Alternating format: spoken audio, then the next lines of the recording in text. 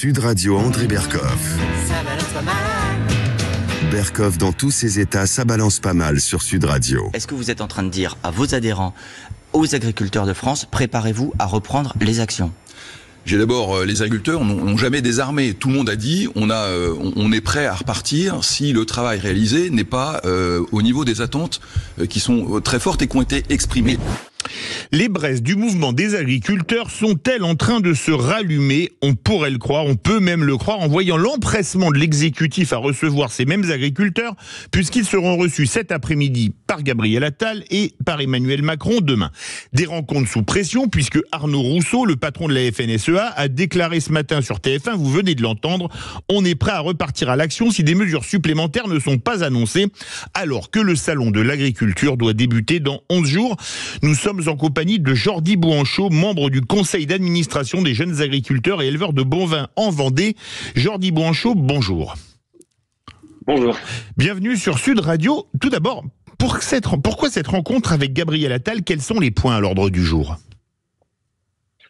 Déjà, pourquoi cette rencontre ? Tout simplement parce que, pour rappeler un petit peu, on est dans un cadre d'une mobilisation historique, inédite par sa durée. Je rappelle, on a commencé fin d'année 2023 par retourner les panneaux de nos communes de manière symbolique pour dire que voilà, on était rendu au bout d'un système où on marche sur la tête, où les agriculteurs ne prennent de moins en moins de plaisir à faire leur métier au quotidien.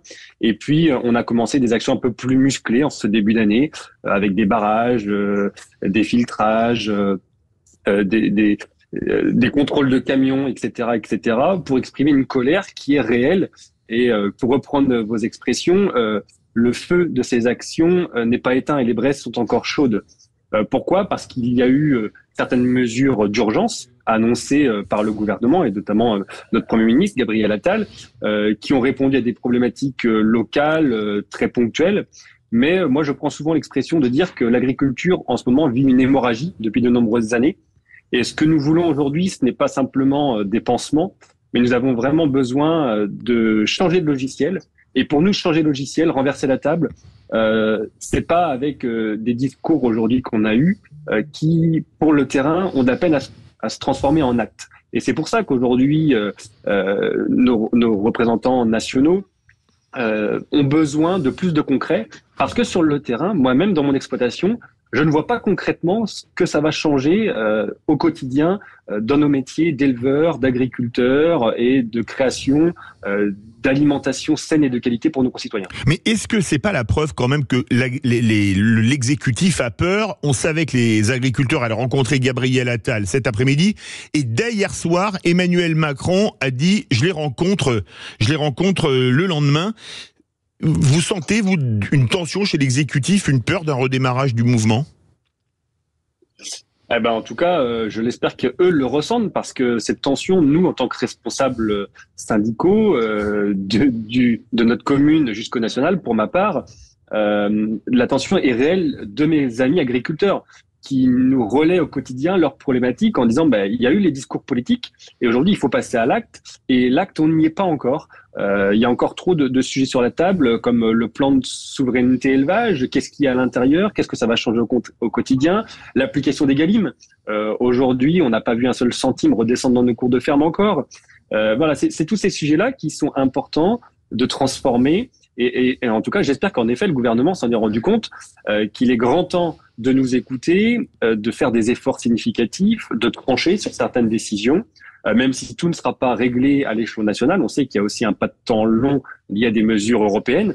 Mais pour autant, je pense que le pas de temps et, entre guillemets, la deadline du salon de l'agriculture leur font peur. Et je pense qu'ils ont raison, parce que sinon, ils vont être confrontés directement à des agriculteurs qui auront de nombreuses questions très concrètes à leur poser.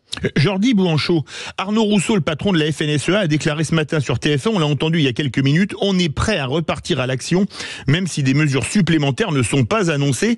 Est-ce la même chose pour les jeunes agriculteurs ?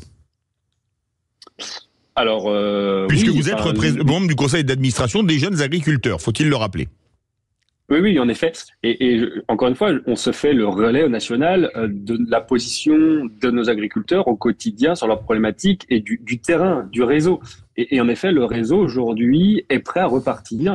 Et je pense qu'il ne faudrait pas grand-chose pour repartir sur des actions assez musclées pour exprimer notre colère, parce que la colère est toujours présente. En ce moment même, des agriculteurs essayent de se diriger, des producteurs laitiers, vers l'Assemblée nationale. Est-ce que vous ne craignez pas que la base puisse dépasser les syndicats ? Alors, pour le moment, notre réseau que je représente, les jeunes agriculteurs ou la FNSEA, on a toujours eu un seul mot d'ordre, c'est des actions de revendication et d'exprimer notre désaccord ou notre colère, oui. Par contre, toujours dans le respect des biens et des personnes et sans casse. Et je pense qu'aujourd'hui, on a quelque chose de précieux entre les mains.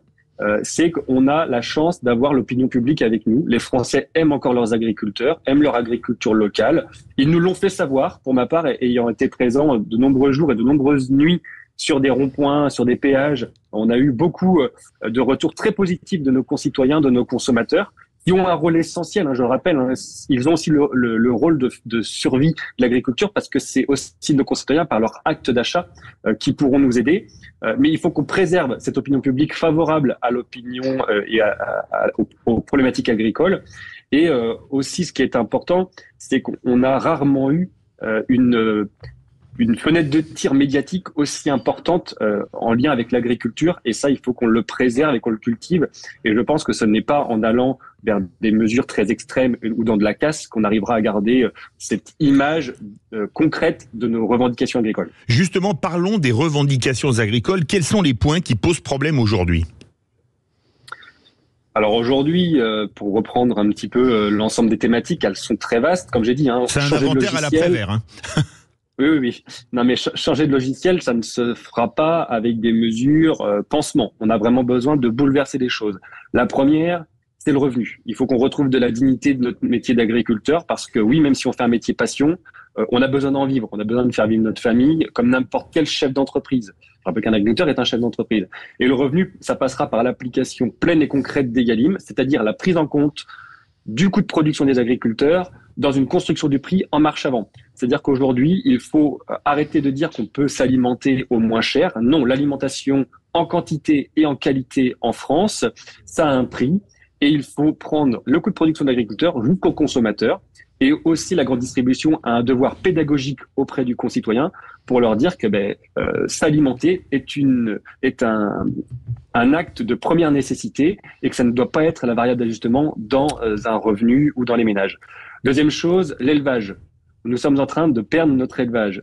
Élevage qui est l'identité de nos territoires, de notre terroir, de notre image de l'agriculture à la française, avec cette diversité qui fait qu'on a aussi une reconnaissance touristique de nombreux autres pays. Cet élevage, il faut le reconnaître à la fois par son enjeu de souveraineté alimentaire, mais aussi sur les bienfaits qu'on peut avoir sur notre environnement. Il faut aussi accepter de dire, quand on perd notre élevage, on perd nos prairies. Et aujourd'hui, quand on prend cette pénalité qu'ont les agriculteurs du fait que, vu qu'ils n'ont plus d'élevage, ils sont obligés de faire autre chose sur les sols pour continuer de nourrir nos concitoyens, on est en train de nous pénaliser. Il faut arrêter de nous pénaliser. Autre sujet très concret, c'est par exemple sur l'environnement, les phytosanitaires. Je rappelle qu'aujourd'hui, la surtransposition des règles, beaucoup de produits ont été interdits en France alors qu'ils continuent d'être appliqués dans d'autres pays européens.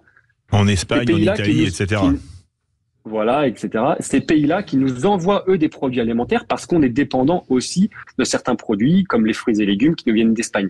Donc, ce que l'on redit, c'est pas d'interdiction sans solution. Je pense que les agriculteurs sont les premiers impliqués et sensibilisés à la préservation de l'environnement. Pourquoi ? Parce que l'environnement, c'est notre outil de travail. Mais pour autant, il faut qu'on continue de produire une alimentation de qualité et de quantité pour nos concitoyens français. Vous avez dit on est en train de perdre notre élevage. Alors, il y a déjà le traité de libre-échange avec la Nouvelle-Zélande qui frappe surtout les producteurs ovins. Pour vous, vous êtes producteur de bovins, faut-il le rappeler, de blonde d'Aquitaine, je crois, une excellente bête à viande. Est-ce que vous croyez le gouvernement quand il vous dit que les négociations avec le Mercosur, c'est pas demain la veille que ce sera signé ? En tout cas, on ne peut que espérer les croire parce que j'espère qu'ils ont conscience que s'ils signent des accords comme ça, c'est accélérer la mort de nos élevages et puis surtout de notre modèle. C'est-à-dire qu'aujourd'hui, on a toujours voulu une agriculture plus verte, plus vertueuse pour l'environnement avec des signes de qualité, Je rappelle que la montée en gamme a été une volonté gouvernementale de l'État, avec des consommateurs qui sont aussi de plus en plus sensibles au bien-être animal, dont acte. Pourquoi pas? On est prêt à y répondre. Par contre, répondre à tous ces enjeux-là, qui sont des enjeux aussi d'avenir, nécessite des adaptations de nos outils de production, des investissements. Et donc, il faut aussi reconnaître l'effort de l'agriculture et des agriculteurs français en achetant leurs produits, en ayant un acte de patriotisme vis-à-vis des agriculteurs français et arrêter d'aller chercher des produits à moindre coût ailleurs qui, eux, ne respectent pas du tout les règles que l'on nous impose, nous, en France. En tout cas, c'est un sujet qui fait beaucoup réagir sur le standard de Sud Radio, puisqu'on a Philippe du Lot qui est agriculteur. Philippe, bonjour. Bonjour Philippe. Oui, bonjour, bonjour Sud Radio, bonjour à tous. On vous écoute, Philippe. On vous écoute, Philippe. Oui, je voudrais dire, donc il y a eu 10 jours de blocage, il y a eu des annonces de fête et on se rend compte que les centres de gestion agricole et tout ce qui est comptable sont en train d'étudier les mesures et ça correspond pas et le compte n'y est pas, quoi. Et le compte n'y est pas. Voilà. En quoi le compte n'y est pas? Mais parce que, par exemple, sur la mesure fiscale, sur les 15 000 euros, vous savez, par UTH, par membre d'exploitant, oui. Qu'on devrait pouvoir défiscaliser. Apparemment, le centre de gestion nous dit, attention, ça va pas aller pour tout le monde, ça va être très compliqué, quoi. Voilà. Ça va pas, l'attente n'y est pas, quoi. Philippe, est-ce que vous êtes prêt à repartir, à rebloquer? Mais si jamais, je pense que dans les campagnes, si jamais il n'y a pas des mesures, en fait, le monde agricole, il demande pas des aides, le monde agricole, il demande des prix de rémunération aux produits. C'est ça qu'on veut, voilà. Alors, oui, allez-y. On veut pouvoir faire un produit. Vous savez, l'artisan quand il fait du carrelage ou de la maçonnerie, oui. il vous dit oui, mais nous c'est pareil. On veut un prix au produit, voilà. Et un produit conventionné, étiqueté France. Philippe, vous êtes producteur de quoi? On fait du veau de lait et de la noix et un peu de boucherie, voilà. Avec de la limousine, un troupeau allaitant basé Calherbe. D'accord. Au nord du département du Lot. Limousine, voilà. Très bonne bête à viande également, comme la blonde d'Aquitaine. Merci beaucoup Philippe du Lot. On va faire réagir Jordi Bouanchot. Qu'est-ce que vous voulez répondre? Il est producteur de bêtes à viande, comme vous. Qu'est-ce que vous voulez répondre à Philippe du Lot? Moi, que je partage complètement en tant qu'agriculteur, en tant que responsable syndical, ces propos. Il est vrai qu'aujourd'hui, il y a des mesures fiscales annoncées qui sont trop complexes, qui finalement feront que ça ne sera pas accessible par tous les agriculteurs. Mais simplement, en plus, il a très justement dit que nous, on ne souhaite pas vivre sous perfusion d'aides ou de réglementation. On souhaite simplement reprendre plaisir à faire notre métier et vivre de notre métier par une juste rémunération de nos produits agricoles, tout simplement. Et en fait, encore une fois, c'est remettre un peu de bon sens paysan dans toute cette surréglementation. Encore une fois, l'enjeu de la simplification administrative est importante aussi pour nos agriculteurs. Quand on voit qu'on nous demande pour le même sujet 3 ou 4 documents à remplir. Moi, je prends l'exemple de mon père. C'est carrément soviétique. Voilà, mon père à l'époque, il passait 1 heure ou 2 par semaine sur la table de la cuisine à faire de l'administration. Aujourd'hui, moi, sur mon exploitation agricole, on a un bureau où on y passe quasiment un tiers de notre temps. Et ce tiers-là, on ne le passe pas à faire notre métier passion qu'on a choisi. Ça réagit encore au standard, puisque nous avons Sophie qui nous appelle depuis Asnières-sur-Seine, en région parisienne. Bonjour Sophie. Bonjour Sophie. Oui, bonjour monsieur. En fait, je me faisais la réflexion suivante et nous soutenons les agriculteurs dans leur détresse et c'est vraiment pathétique.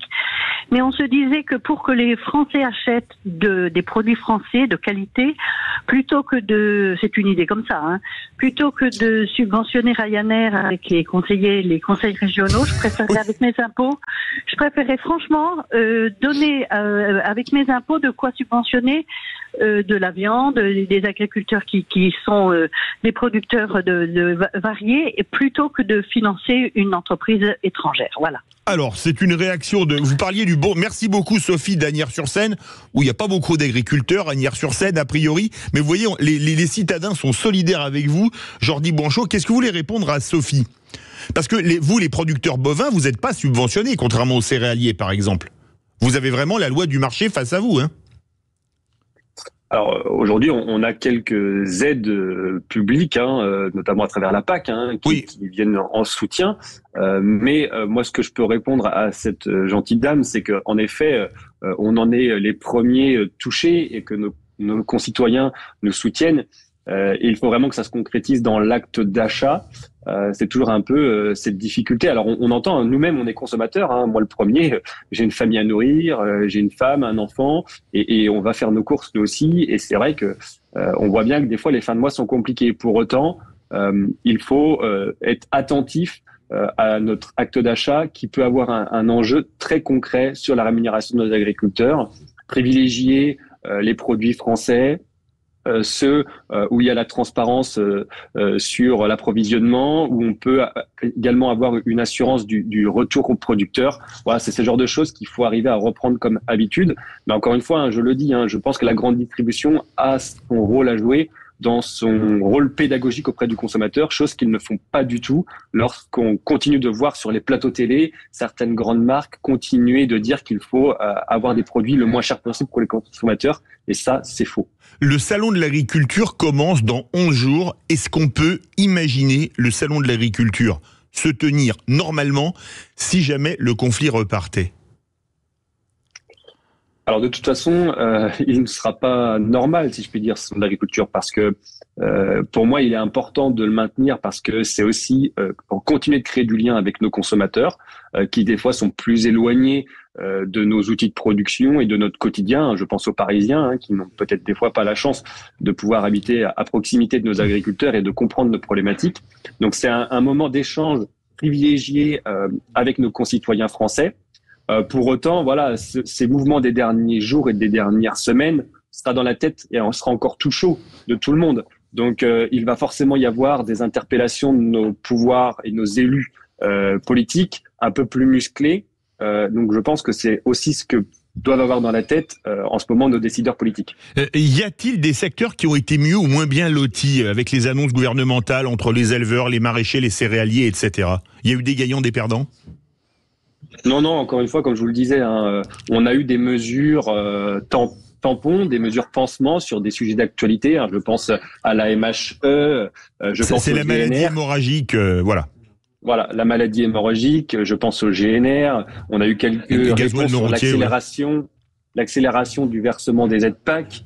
Mais pour autant, les mesures de fond, hein, moi je reprends les mots du gouvernement qui souhaite changer de logiciel.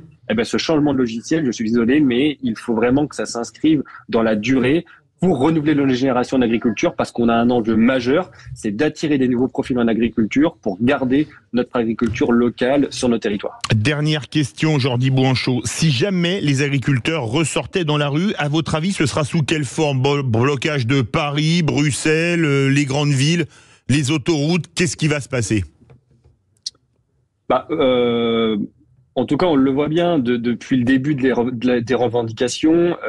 Nos actions ont petit à petit monté d'un cran. On a commencé par les panneaux à l'envers, puis ensuite des mesures plus locales sur les péages, les ronds-points. Pour ma part, dans mon département, en Vendée, on a, entre guillemets, levé les actions par une action très départementale avec 1000 tracteurs à La Roche-sur-Yon, à la préfecture de département de la Vendée. Je pense que les agriculteurs vont vouloir monter d'un cran si on continue nos revendications. Donc, moi, ce que je souhaiterais, c'est des réponses rapides ou sinon la colère va continuer de grandir. Mais encore une fois, nous, on appliquera les idées et les envies du local. Merci beaucoup, Jordi Bouanchot. Je rappelle que vous êtes membre du conseil d'administration des jeunes agriculteurs et éleveurs de bovins de Blondes d'Aquitaine en Vendée. Merci beaucoup d'avoir été avec nous. On marque une courte pause et on va revenir dans un instant avec les pères, les huées, les bravos de Philippe David. Je crois qu'on va parler des JO et de millionnaires. À tout de suite sur Sud Radio. Sud Radio, Berkov dans tous ses états. Philippe David.